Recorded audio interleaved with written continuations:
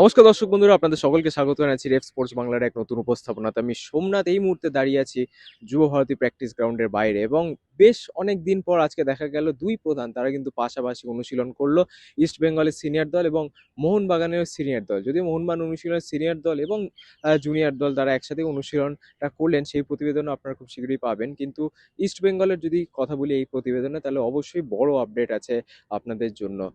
অনেকেরই প্রশ্ন, বা বলতে পারেন যে দ্য মেন কোশ্চেন, যে অ্যান্টনিও লোপেস হাবাস তিনি কলকাতাতে কবে আসবেন? কারণ বেশ অনেকদিন হলো, 5 দিন হয়ে গেল মোটামুটি, এবং বিনো জর্জের তত্ত্বাবধানে কিন্তু ইস্টবেঙ্গলের এই দল পুরো দমে অনুশীলন করছিল, সিনিয়র দল। বাট হ্যাঁ, অ্যান্টনিও লোপেস হাবাস না এলে কিন্তু সেই বল পায়ে অনুশীলন বা ট্যাকটিক্যাল অনুশীলন অ্যাজ সাচ শুরু হবে না, এবং তার আসার অপেক্ষায় কিন্তু এখন সকলে আছে। কিন্তু ফাইনালি আমরা আপনাদেরকে একটা আপডেট দিতে পারি যে অ্যান্টনিও লোপেস হাবাস তিনি কিন্তু সোমবার ইস্টবেঙ্গল অনুশীলন জয়েন করবে, এমনটাই খবর। ভিসা কেন্দ্রিক যে যত সমস্যা ছিল সেটা সমাধান হয়ে গেছে বলেই খবর, এবং সোমবার তিনি কিন্তু এই অনুশীলনে যোগ দেবেন। সোমবার বা মঙ্গলবারই কিন্তু তাকে দেখতে পাবেন ইস্টবেঙ্গল সমর্থকরা, এবং অবশ্যই একটা দীর্ঘ অপেক্ষার অবসান হবে। অ্যান্টনি লোপেস হাবাস কলকাতাতে আবারও তিনি ফিরতে চলেছেন 2023-24 সেই সিজনটার পরে, এবং এইবার অবশ্যই লাল হলুদ ডাগ আউটে বেশ ইন্টারেস্টিং একটা মোমেন্ট হবে অবশ্যই ফুটবলের জন্য।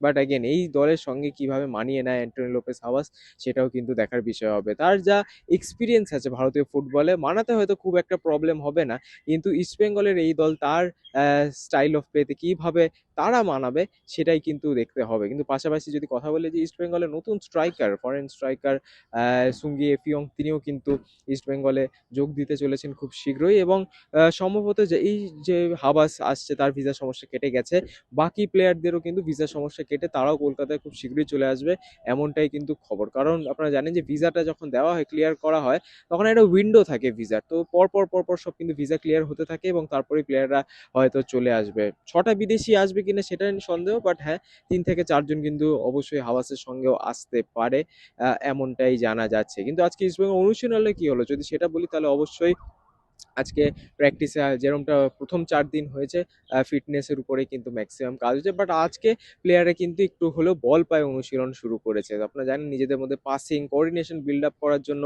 যে বল পায়ে অনুশীলন হয়, সেটা কিন্তু হালকা মেজাজে বল পায়ে অনুশীলন করেছে প্লেয়াররা, এবং আপাতত কিন্তু অপেক্ষা সেই হাবাসেরই, তিনি আসবেন এবং তারপরে কিন্তু পুরো ট্যাকটিক্যাল অনুশীলনে ঢুকে যাবে ইস্ট বেঙ্গল। এবং যারা সাইন করেছে ইস্ট বেঙ্গল এই সিজন, সবাই আজকে উপস্থিত ছিলেন। চোট আঘাতের কোনো আলাদা করে প্রবলেম নেই। গতকাল জানেন আপনারা যে রোহিত দানু এবং রোহিত কুমার দুজনে জয়েন করেছে ইস্টবেঙ্গলের প্র্যাকটিস, আজকে কিন্তু তারা পুরো দমে অনুশীলন করেছে, অর্থাৎ চোট আঘাত থেকে কিন্তু একেবারেই মুক্ত ইস্টবেঙ্গল, এবং তাদের একমাত্র ফোকাস কিন্তু 25 তারিখে সেই ডুরান্ড ওপেনার অর্থাৎ কলকাতা ডার্বি, এবং এই ডার্বিতে ইস্টবেঙ্গল কি একটা অল ইন্ডিয়ান স্কোয়াড নিয়ে নামবে, নাকি একটা আমরা ডাগ আউটে হাওয়াজকে অবশ্যই দেখতে পারবো, নাকি বিদেশিও আমরা এই টিমের মধ্যে দেখতে পাবো, সেটার সেই প্রশ্নের উত্তর তো অবশ্যই সময় দেবে। বাট আপাতত ইস্ট বেঙ্গলের যদি আমরা টিমটার কথা বলি, বেশ ফিল গুড একটা পরিবেশ আছে প্লেয়ারদের মধ্যে, সবাই সবার সাথে ইয়ার্কি মারছে, একটা খোশ মেজাজ ব্যাপার অবশ্যই আছে দলের মধ্যে, এবং যখন বিনো জর্জের তত্ত্বাবধানে আছে পুরো দলটা, অবশ্যই খোশ মেজাজি থাকাটাই স্বাভাবিক।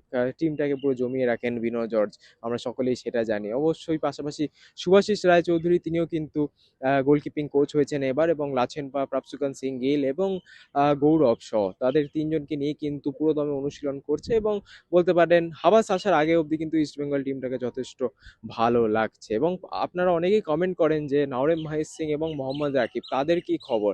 নাওরেম মাহিত সিং এর সাথে যেহেতু ইস্টবেঙ্গলের কন্ট্রাক্ট আছে আপনারা জানেন, এবং লাস্ট আইএসএল সিজনে তিনি একদমই খেলতে পারেনি, তার এসিএল ইঞ্জুরি হয়েছে, এবং সেই কারণে কিন্তু এখন পুরোপুরি রিকভারিতে আছে নাওরেম মাহিত সিং। ডুরান্টটা তিনি সম্পূর্ণভাবে মিস করতে চলেছেন, এবং পাশাপাশি আইএসএল এ তিনি কত দ্রুত ফিরে আসে সেটা কিন্তু দেখার বিষয়। বাট বলতে পারেন মোটামুটি নিয়ার ফিউচারে কিন্তু নাওরেম সিংকে দেখা যাচ্ছে না, তিনি হয়তো অ্যাভেলেবেল হতে পারবেন না। সেপ্টেম্বর গেলে, অক্টোবর গেলে হয়তো আমরা কিছুটা বুঝতে পারবো তিনি কবে ফিরবেন।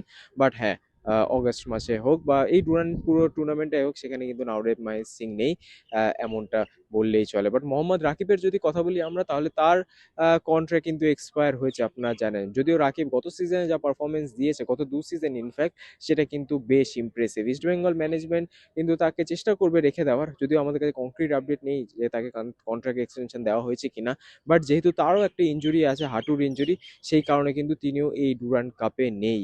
তো দেখা যাক ইন ফিউচার, অবশ্যই হয়তো আমরা রাকিবের খবরটা আপনাদের দিতে পারবো, বা নাওরেম সিং এর খবরটা আপনাদেরকে দিলাম। তিনি কিন্তু সেই এসিএল ইনজুরি থেকে রিকভার করছেন এবং তার মাঠে ফেরাটা নিয়ে কিন্তু এখনো ডাউট আছে, কবে ফিরবেন তার কোনো ঠিক নেই। বাট তাছাড়া পুরো দল আপাতত ফিট আছে, জোর কদমে অনুশীলন করছে। 5 দিন হয়ে গেল, আর মাত্র 8 দিন বাকি সেই ডার্বির, এবং সেই ডার্বিতে ইস্ট বেঙ্গল কিরকম খেলে মোহনবাগানের বিরুদ্ধে সেটা কিন্তু অবশ্যই দেখার বিষয়। বাট আপাতত হাইলাইটস এটাই যে সোমবার আসতে চলেছেন অ্যান্টোনিও লোপেজ হাবাস, এবং তার বিদেশিরাও হয়তো তার সঙ্গেই আসতে চলেছে কলকাতায়। দেখা যাক কি হয়। বাট হ্যাঁ, অবশ্যই এরকম আপডেটসের জন্য রেফ স্পোর্টস বাংলার পর্দায় চোখ রাখবেন, এবং আবার আপনাদের সাথে দেখা হবে পরবর্তী ভিডিওতে। ততদিনে ভালো থাকবেন, সুস্থ থাকবেন, এবং নমস্কার।